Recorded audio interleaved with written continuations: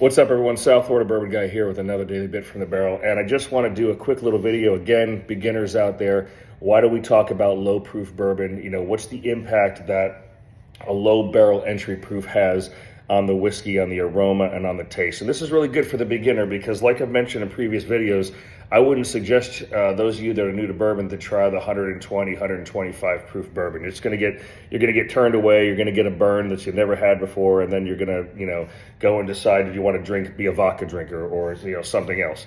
Bourbon is meant to be enjoyed. I've said this multiple times. It's all about the journey, not the destination. So a little bit of information on low proof or low barrel proof entry bourbons. Well, first of all, the enhanced sugar allows these different sugars and caramelized flavorings to be extracted from the wood.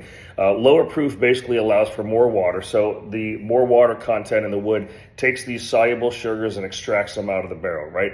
You get these different caramelized compounds that are really easy to pick up in a low proof bourbon, like brown sugar, like baking spices, like caramel, vanilla, butterscotch notes. So that's the kind of the first thing.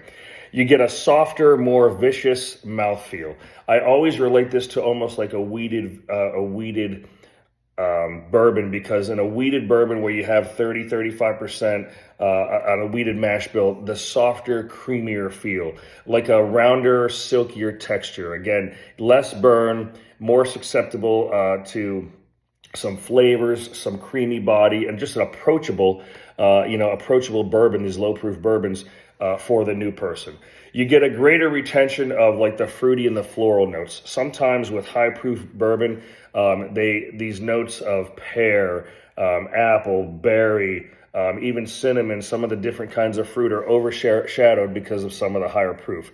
And overall, last but not least, you got like a more of a balanced oak influence, right? So you're able to pull flavors out of your nosing, out of your tasting. You don't have a burn. It's easier to sip. And again, even adding a couple of drops of water to a lower proof bourbon, I always recommend you using this because it opens up the flavors, and instead of getting that strong ethanol burn, you actually will be able to enjoy what you're drinking. So there you have it, quick and simple. Again, thanks for following the South Florida Bourbon Guy.